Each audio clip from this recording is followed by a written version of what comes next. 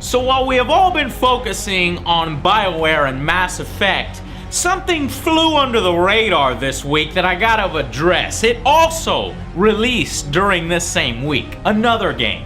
Capcom's Street Fighter X Tekken. Now reviews have been fully positive, ranging from the low 80s to the high 90s. Well, bravo, excellent. Now I'm not here to debate whether the game is good or bad. Instead, I want to inform you, the consumer, of something that was discovered right before the game's release and still exists right now. So, you know how the Vita version was to have 12 additional characters for $20 less?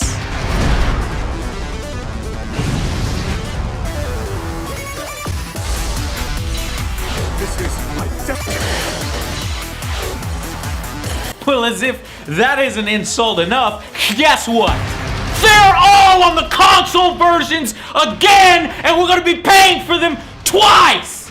Cody, Guy, Sakura, Blanca, Dudley, Elena, Christy, Lee, Alyssa, Lars, Jack X, Brian, Mega Man, and fucking Pac-Man. Now, some of these characters aren't complete, but there are some that are. According to the people who have hacked the game and have access to the characters right now.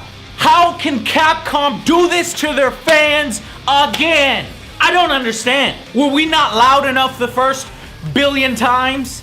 If the content is completed or on the disc, why charge us for it? We paid for the freaking disc!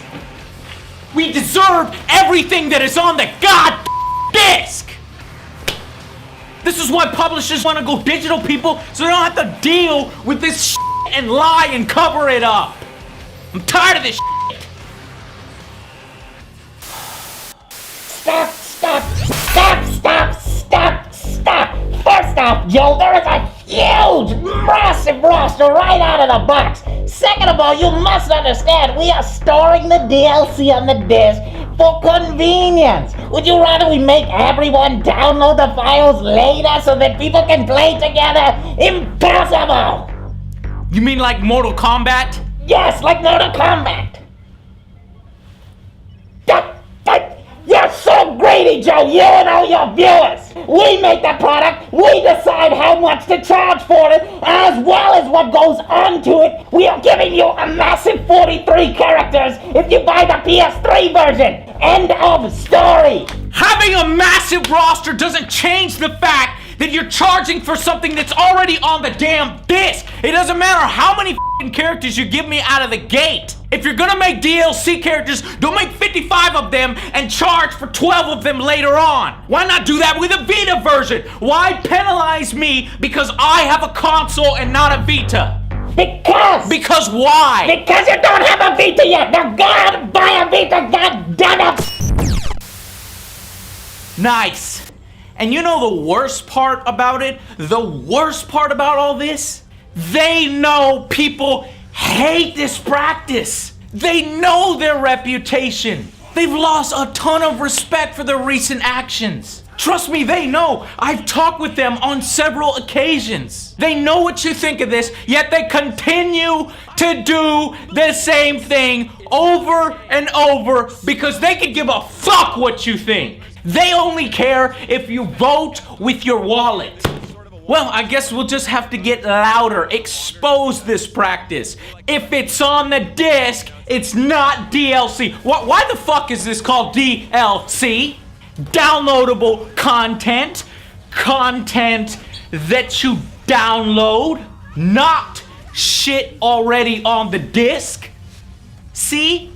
Why is it so difficult to understand that this is unacceptable? You want to do DLC? Fine. You want to charge for it? Fine. I got no problem. I love to support good games post-release, but not like this. And it gets better. According to the manual on both the Xbox 360 and the PS3 versions, the game's tag team mode allows you and a local friend to sign on the same console and fight against other people online. It says it in the manual for Xbox and PS3. But guess what? You can only do it in the PS3 version. And Capcom has no plans to patch this in the future for the 360. They say that the inclusion in the manual was a mistake.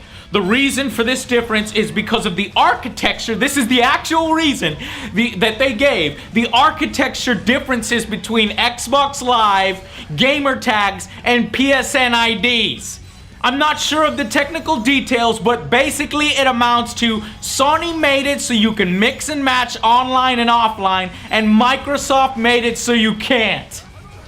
Fucking bullshit! They're fucking lying to your face! Straight to your face, fucking lying to you! Or this guy's an idiot! You wanna know why? Oh yeah, man! Oh, well, that's a good explanation. That sounds right. Except for NetherRealms on Mortal Kombat allows you to do that exact same thing.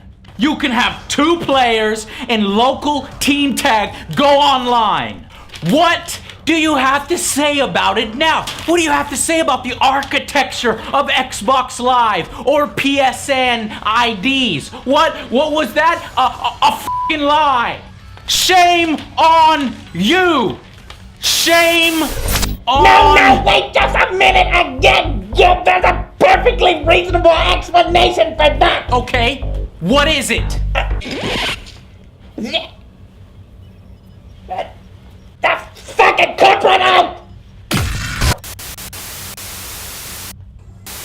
You know, people have exposed this practice, and Capcom has had their YouTube accounts banned. They've shut down their channels. They've even erased comments off of Facebook. Well, guess what, Capcom? You can't shut us up. And I hope those people get their accounts back. I really do. That's messed up. So what do we do about this kind of stuff? And Day 1 DLC, which is different, like Mass Effect 3, but still included. What do we do about all this stuff? Do we not buy the entire game? Or do we refuse to buy just this DLC content so that they see we don't want that? What if you do want that? Do you buy the game used? Do you look for stores that sell it for less and then pay the online pass or the DLC cost? I don't know yet. I need your guys' opinion on this. We don't want to miss out on good games, and we want to support companies that make good games. If this is a good game, I want to support it, but I don't want to support bullshit like this. And on that same token, it's all right to voice our concerns about it and to let them know we don't want this shit happening. Stop it. Stop it. No. No.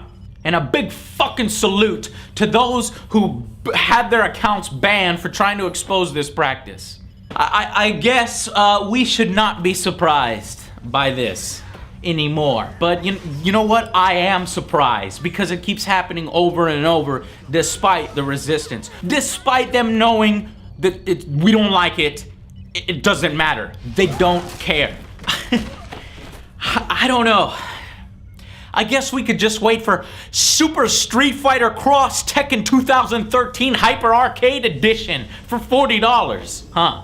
Does this practice not bother you at all? Do you enjoy paying for things that are already on the disc and unlocked later? I want to hear from you. Let me know in the comments. Until then, I'll see you guys on the next Angry Joe Show.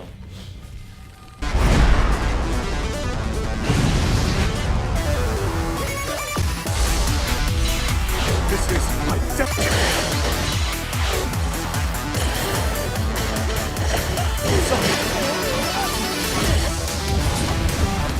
Ultimate Marvel vs. Capcom 3. You need it!